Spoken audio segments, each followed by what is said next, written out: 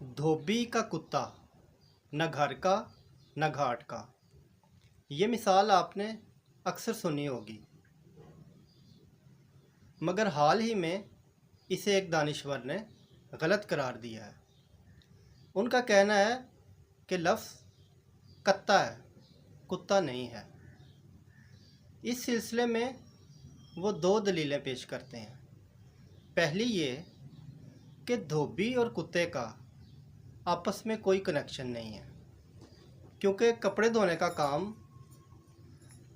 बग़ैर कुत्ते के भी हो सकता है। दूसरा वो ये बताते हैं कि धोबी जब कपड़े धोने धोबी घाट पर जाता था तो वो उसके साथ एक डंडा होता था जिसे कत्ता कहते हैं। वो काफ़ी वज़नी होता था कपड़े धोने के लिए, तो वो उसे धोबी घर नहीं लाता था, वो उसे रास्ते में कहीं रेत में छुपा देता था।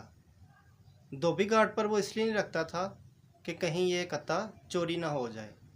तो एक दिन उसे किसी आदमी ने रेत में छुपाते देख लिया, तो वो आदमी बेसाख्ता बोल उठा कि धोबी का कत्ता, न घर का न घाट का। हमारे जो अहले ज़ुबान हैं उनका ये दावा है कि ये लफ्ज़ कुत्ता ही है।